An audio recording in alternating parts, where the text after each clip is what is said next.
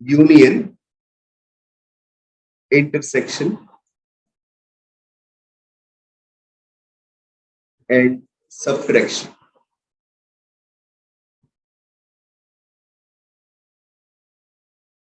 ठीक है, इनके जो नोटेशंस होते हैं वो नोटेशन मैं बताता हूं। नोटेशन यूनियन का जो नोटेशन होगा बेटा वो यू, ठीक है, इस यू शेप में होगा। और इंटरसेक्शन का जो नोटेशन होता है दिस इज उल्टा यू, ठीक है। सबट्रैक्शन का जो नोटेशन होता है obviously minus, right. So if we have two sets, I say we have two sets. Let capital A and capital B, they are two sets. ठीक है, then पहली बात आती है A यूनियन B। समझ में आ रहा है? A और B का अपन यूनियन करते हैं। तो इस बात का मतलब क्या होता है? इस बात का मतलब होता है this is set of elements. Union का मतलब बता रहा हूं, मतलब जैसे हम रियल लाइफ में भी यूनियन बोलते हैं कि सब लोग इकट्ठे हो गए, सारे लोग इकट्ठे हो गए। उनमें से कई लोग ऐसे थे जिनकी थॉट आपस में मिलती नहीं थी, लेकिन वो सब भी इकट्ठे हो गए।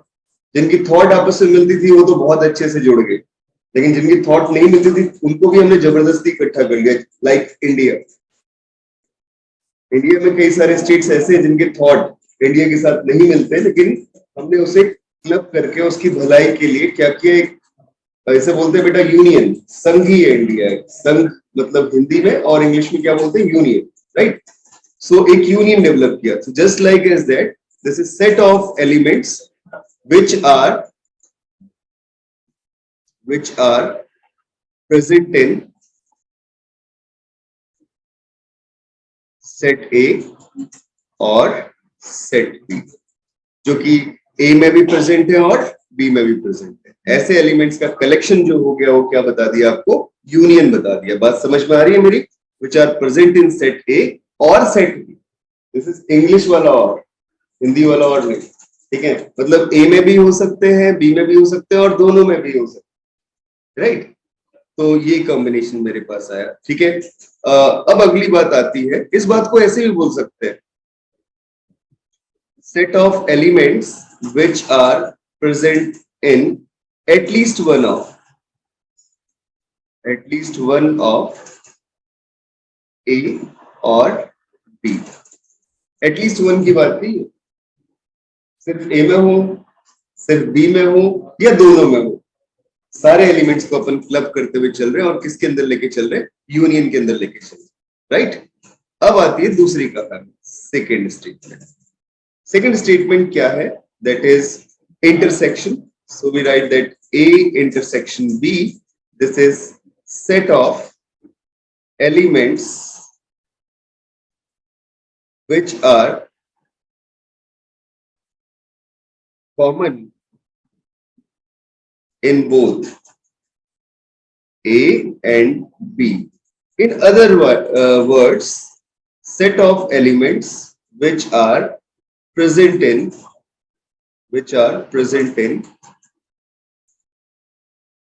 both set A and set, right? तो जो कॉमन है, जो दोनों सेट में प्रेजेंट है वो ना, जैसे मैंने बोला कि भाई सपोज पहला सेट है, उस सेट में कुछ एलिमेंट्स है 1 2 3, और दूसरा सेट है उसमें कुछ एलिमेंट है 2 3 4। तो अगर मैं उनमें इंटरसेक्शन देखूं तो मुझे 2 और 3 मिल रहे हैं, जो कि दोनों एलिमेंट्स, दोनों सेट्स के एलिमेंट्स हैं, या दोनों सेट्स में कॉमन एलिमेंट्स, राइट। तो ये था आपका इंटरसेक्शन। तीसरी कहानी आती है subtraction, A minus B. Subtraction का मतलब होता है कि जो सिर्फ ए के एलिमेंट्स को कंटेन कर रहा है, बी के नहीं कंटेन कर रहा है। मतलब जैसे जो कॉमन एलिमेंट थे ना ए और बी में, आपने उन कॉमन एलिमेंट्स को ए से हटा दिया, तो जो सिर्फ बचे हुए एलिमेंट ए में हैं उन्हें आप क्या बोलते हो, ए माइनस बी से डिनोट करते हो, राइट। तो ये क्या स्टेट कर रहा है, this is set of elements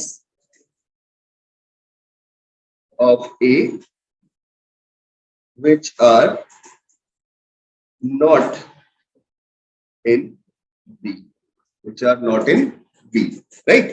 अब कुछ बेसिक डेफिनेशन के साथ साथ क्या क्या प्रॉपर्टीज सेटिस्फाई करते हैं उन्हें भी मैं स्टार बना के लिख दे रहा हूं। जैसे A union B, this is always equal to B union A, ठीक है। A intersection B, this is also equal to B intersection A। मतलब ये प्रॉपर्टी तुमने छोटी क्लासेस में पढ़ी थी, this is called commutation, commutative property, है ना। तो कम्यूटेशन हो रहा है ना, A B के साथ भी अलाइन और B A के साथ भी अलाइन है, किन किन रिलेशन के लिए, यूनियन और इंटरसेक्शन के लिए। बट बेटा सब्ट्रैक्शन में ये बात नहीं होती, ठीक है, सब्ट्रैक्शन में ये बात नहीं होती। मतलब A minus B, this is not equal to B minus A in general. मैं हमेशा नहीं बोल रहा हूं, हो सकता है कई जगह पे सेम हो जाए भाई। अगर A और B दोनों सेट सेम हो जाए तो A माइनस B भी एम्प्टी हो जाएगा और B माइनस A भी एम्प्टी हो जाएगा, तो दोनों सेम हो जाएगा। बट मैं जो बात कर रहा हूं, मैं कह रहा हूं इन जनरल ये इक्वल नहीं होते। हमें प्रॉपर्ली देखना पड़ेगा, उसके बाद हम बता पाएंगे क्या चीजें हैं, इक्वल आ रहे कि नहीं आ रहे। बट ये हमेशा इक्वल होते हैं, कौन कौन, यूनियन और इंटरसेक्शन, ठीक है बच्चे। अब आप एक एग्जांपल लो इसके ऊपर। एग्जांपल क्या लेना है? For example, if we have some intervals, the first set is in that form, that is closed semi closed interval 2 to 5, और दूसरा सेट मेरे पास है B, this is semi closed interval 3 to 7। अब हमें फाइंड आउट करना है यहाँ पे A union B, and this is B union A, and this is A minus B, and this is B minus A.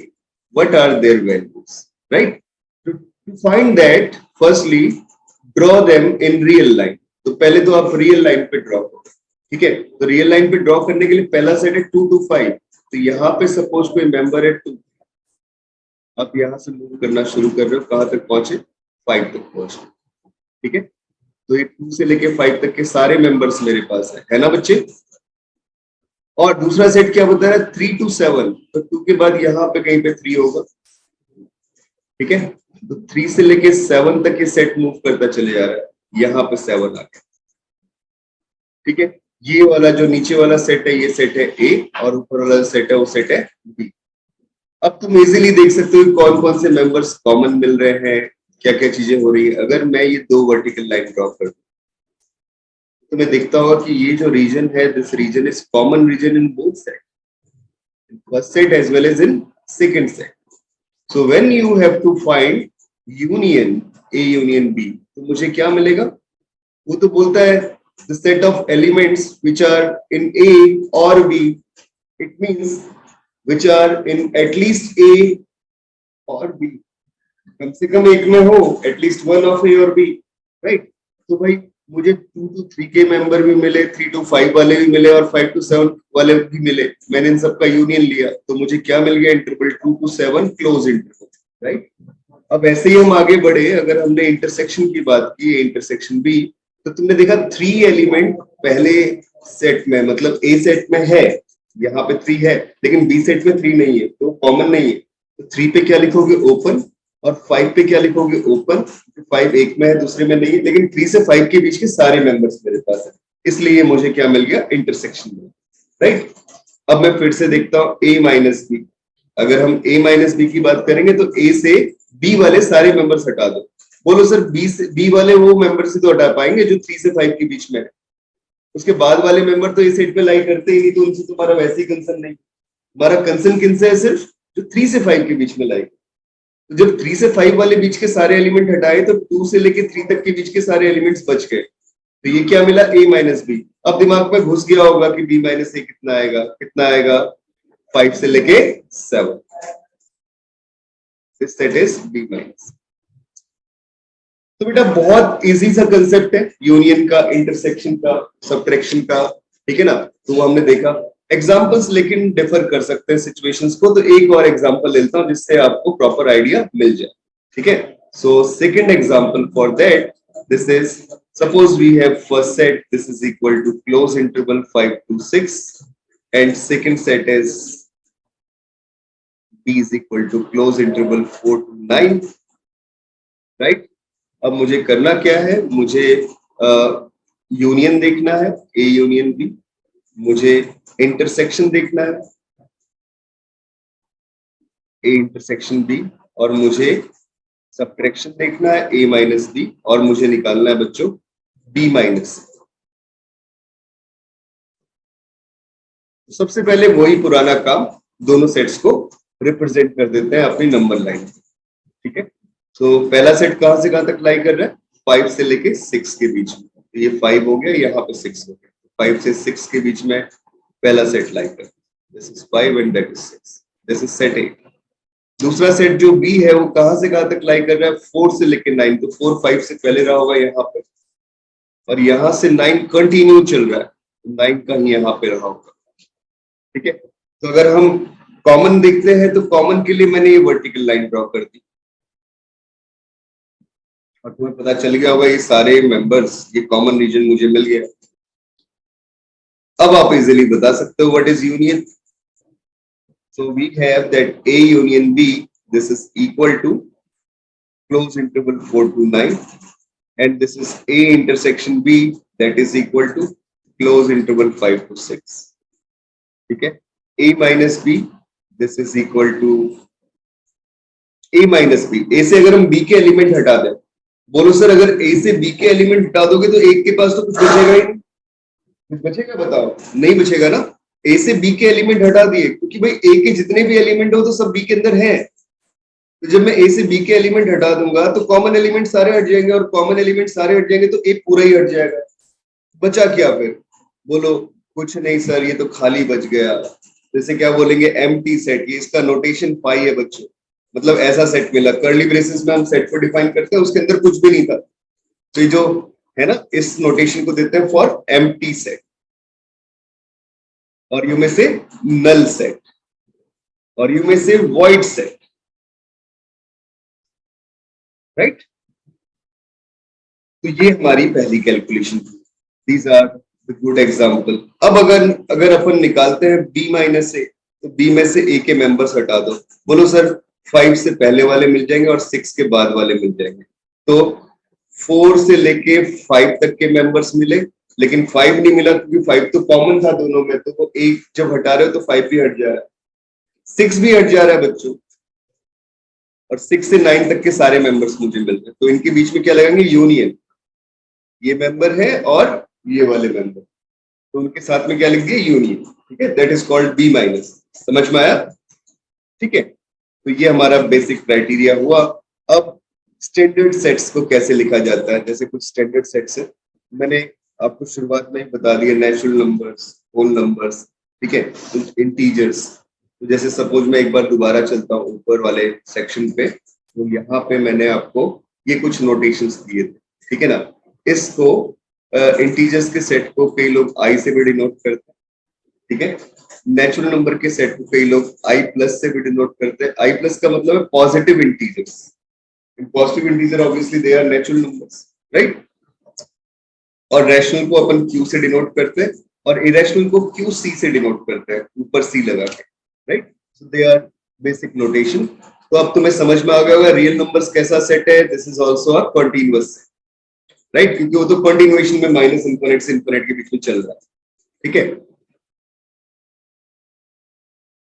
तो ये नोटेशन और आ गया मेरे पास, this is set of real numbers. इस तरीके से मैं आर को रिप्रेजेंट कर रहा हूं, that is set of all real numbers, ठीक है। ये अपने पास आ गया, this is equal to open interval minus infinite to infinite, ठीक है। मतलब माइनस इंफिनिट से बड़े और प्लस इंफिनिट से छोटे जितने भी नंबर्स हैं सबके सब मेरे पास है, and that is our real line which goes from minus infinite to plus infinite. So every member between them, they are real numbers.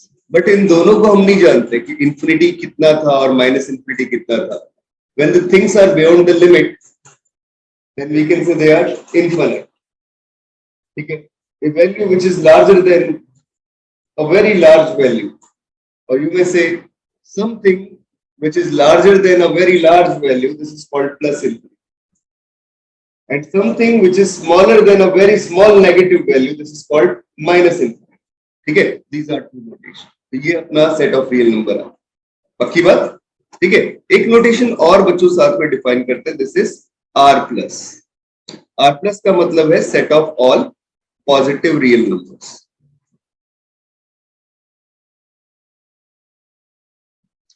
And they are from 0 to infinity. ठीक है, अगर मैं r प्लस ये open 0 to infinity, 0 is not a positive real number, 0 has no sign, this is neither in the category of positive numbers or nor in the category of negative numbers।